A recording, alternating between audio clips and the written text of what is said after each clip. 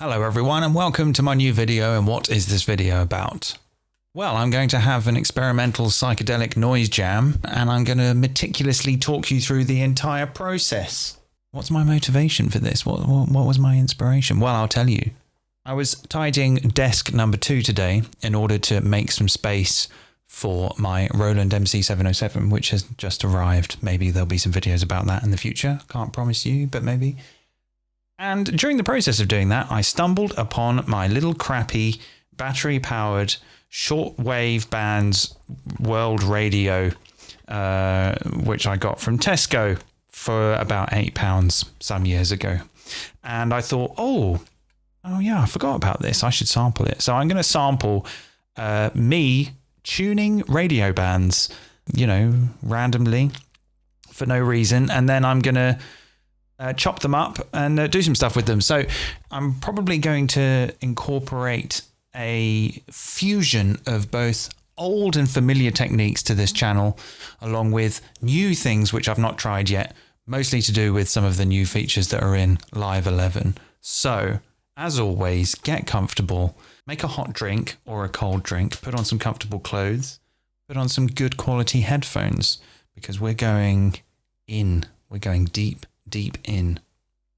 I have not rehearsed this or practiced it, so it might sound dreadful. If it sounds dreadful, then I give you complete carte blanche to leave in the comments how awful this turned out. Things like, oh, that's shit, or oh, that's 10 minutes of my life I'll never get back, and other internet cliches. But hopefully it won't. We're just going to have to find out. So I've got the shortwave radio. Well, I'm not sure if it is shortwave. It says shortwave bands, but then the frequencies available are FM, AM, and LW. So I'm going to use the long wave. I'm just going to screw around and record it. So I've got that coming in on channels 7 and 8 on the Tascam Model 12. So if I turn this on right now, should get some sound. There we go. I'm just going to tune it.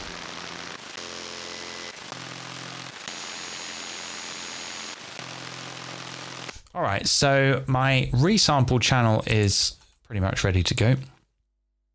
Let's do this.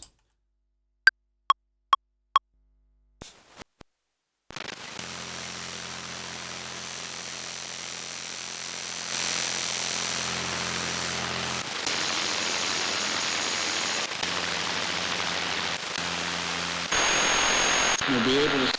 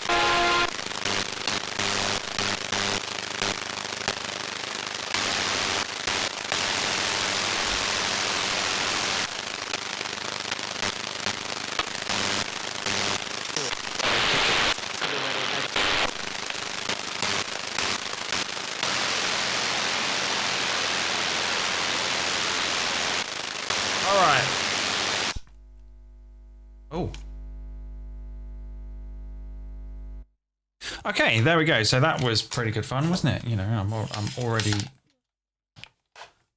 already gushing with excitement about what I'm going to do with that cacophonous racket. So let's have a look at that. All right. So basically what I'm going to do is I'm going to turn this, radio noise into something percussive, using stuff that I've done a gazillion times. But once I've done that, I'm going to try and use some new things available in Live 11 to turn that hopefully into music. But if it doesn't sound very musical, then that's okay too, because this is an experimental music channel. So let's get a sampler. Deploy the sampler. Where is it? There it is. Okay, so let's just plonk that in there. I'm just going to turn that clip off so I don't trigger it by accident.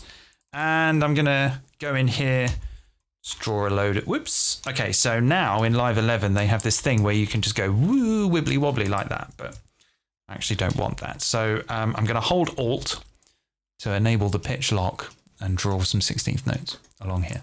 Okay, and then I'm going to pull out the chants. Oh, pull out the, can I see the chants, please? Can you show it to me? There it is. Okay. So let's give them all a 50% chance. Apart from the first one, can have, apart from the first one, which can have a 100% chance. Let's have a listen to that. Might be really loud.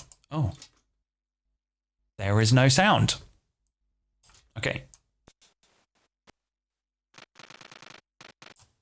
Okay, so I'm going to just use the LFO2 to jump around the start position of the sound with the sample offset.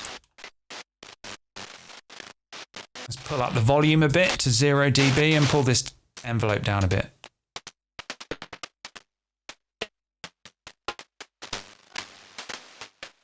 Okay. So we've got a little long wave radio drum solo going on.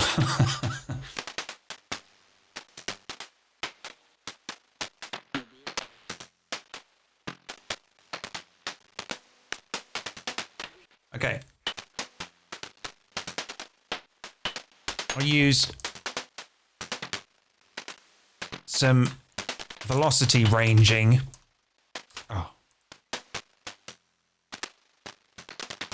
Because I'm going to use the velocity to affect the time of the envelope. My favorite thing I like to do. Turn the re-trigger off.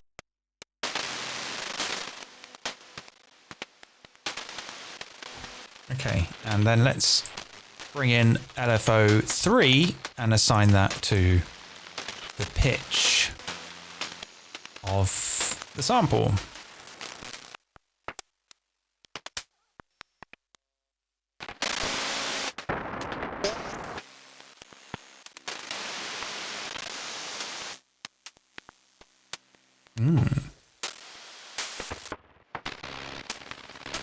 Okay, I think I might just put drum bus on there to make it stupid loud.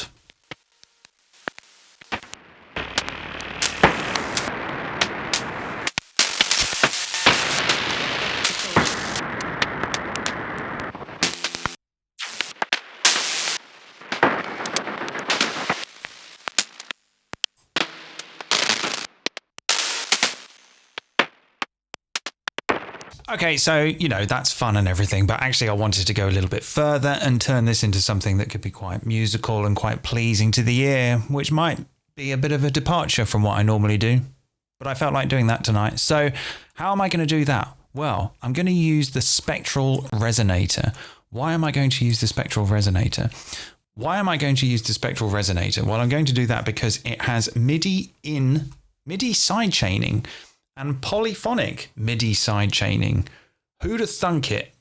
This is pretty exciting, I think. In fact, Max for Live now has added some functionality where you can send MIDI from anywhere in the set to any audio device or MIDI device wirelessly like a ghost. That's something I'm very interested about and I'm looking forward to exploring in the future. But for now, we're going to look at this. So let's create a MIDI channel and I'll just name the channel Spectral MIDI. And I'm going to route that MIDI to our instrument that has our spectral resonator on. Where does it go? track in. Okay, I need to think about this.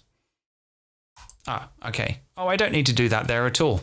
Okay, it turns out I do it down here. Okay, so we say we want the MIDI to come from spectral MIDI. Okay, so none of this junk actually matters at all, I think.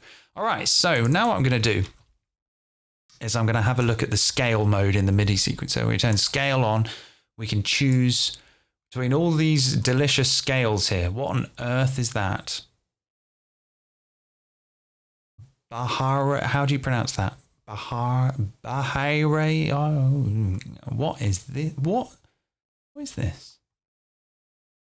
Oh, Messiaen. He was crazy.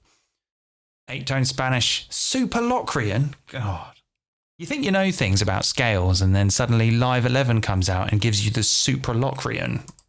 Anyway, I might just go with like the Dorian mode actually. Okay, so I've chosen my scale and I've folded the MIDI sequencer to only the notes within that scale. This is very, very nice. So now we can kind of like be really slapdash and you know, do whatever we want and do things that like, you know, it's like, it's not music, is it? You're just kind of going, you know, and sort of just wibbling around with all this stuff, you know, just like clicking, drawing, like, you know, it's not music, is it? But like, it's kind of fun though, because like, if you kind of tame it a little bit, then we can get some interesting stuff. So I'm going to pull the chants down on all these random notes that I've just spewed into the sequencer.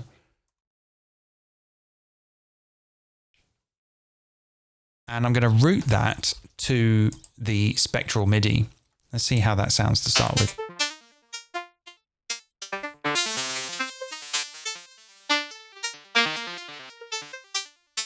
So why is this interesting? Well, the thing is, like, what makes resonators interesting is that their result is very largely dependent on their input. They need interesting sounds to excite the resonators, and the different types of sounds that you feed into it will give you different types of resonant sounds on the outside. You know, so if you feed in a little blip of a sine wave, you'll get something like perhaps a nylon guitar string, or if you feed it a slow enveloping envelope of white noise, you might get more like a bowed string type sound. So the reason why I picked a load of random long wave radio sounds was because I thought there would be some weird stuff in there to excite the resonator. Let's see how it sounds, but it's mono at the moment. I actually want it to be polyphonic. Tempo's a bit fast. Let's come down to like 110.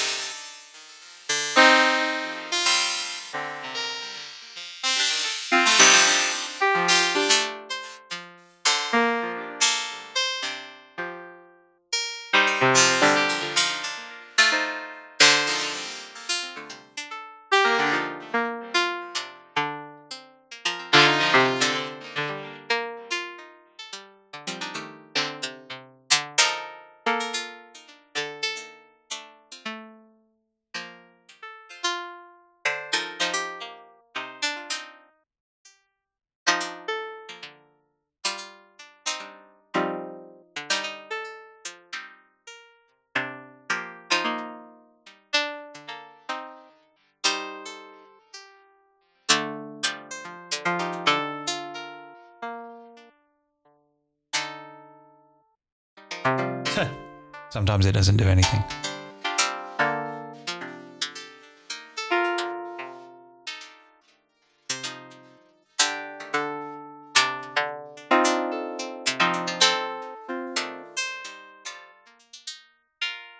So as I filter the input signal, that's going to make a considerable difference on the timbre.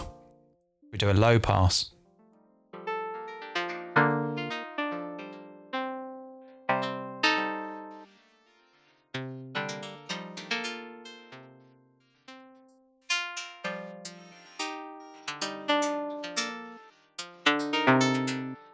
What are all these different settings here? Chorus.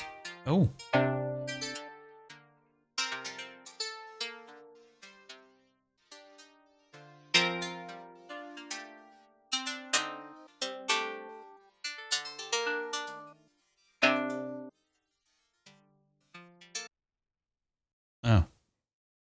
Well, that's killed it. Oh no, there it is.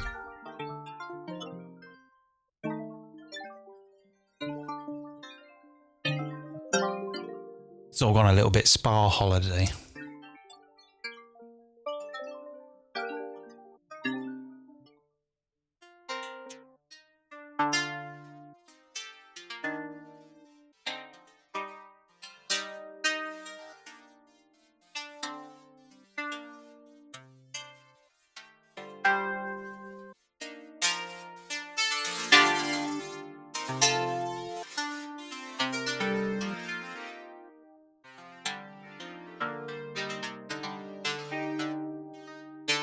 Okay, that's starting to sound quite nice. I might deploy the... Where is it? The spectral time, yeah. After the spectral resonator. To take advantage of this cool freezing thing that it does. It sort of detects onsets and freezes them based on the sensitivity. There's obviously some sort of threshold in there.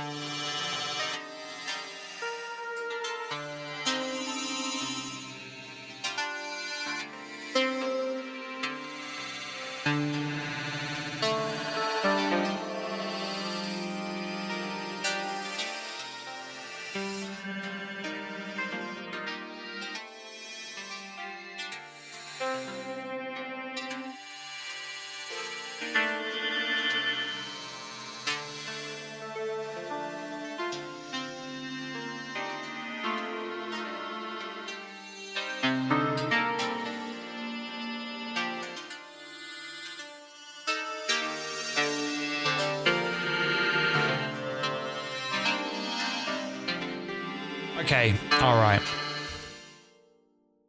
This is coming along not too bad.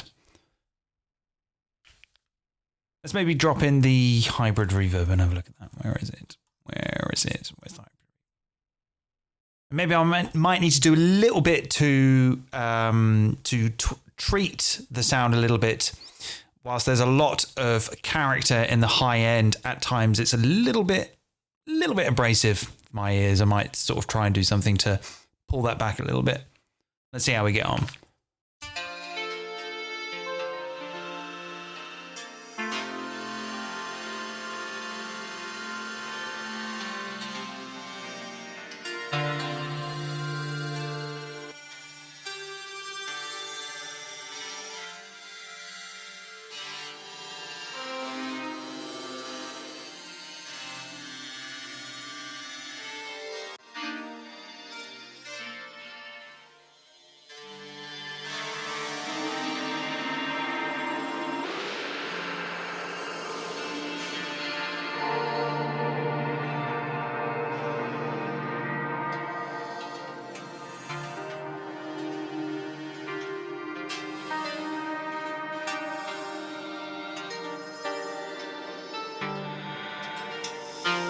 Let's maybe do something with that. Pull those transients up a little bit, maybe on the drum bus. Drum bus isn't really for this type of thing, but drum bus is so cool. I just kind of want to use it on everything, so I kind of don't care. I don't really care. Just makes everything so loud.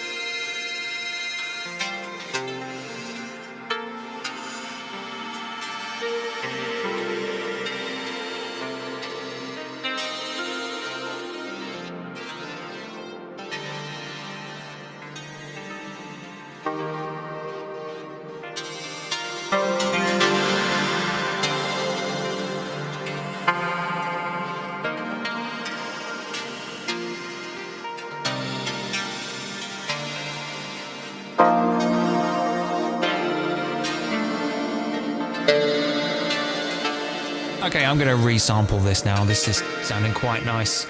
Not for any reason, just for posterity, I suppose. Maybe I might want to use it later on. I don't know. It's come out all right.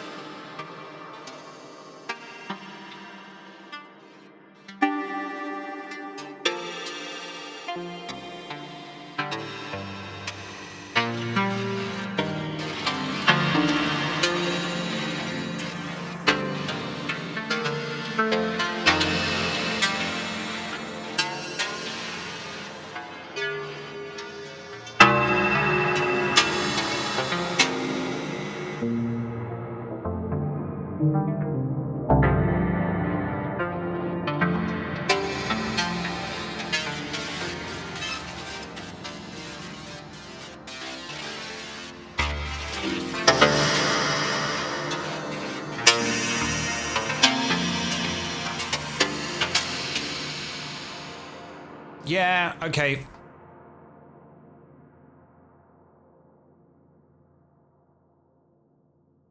So that was kind of nice. There was, you know, some generative practices that gave me some pretty musical results without really a huge amount of fuss or that much sound design. I liked it. I liked it very much. So that's it really. That was the idea I had. So I hope you liked that. I'm now going to save this project and put it on my Patreon, where if you would like to support me there, you can download this project plus every other project that I've ever done and every other project I'm going to do until we're all dead. There's all kinds of stuff on there, and it gives me very good motivation to continue to make interesting videos like this. So thanks for watching and see you next time. Goodbye.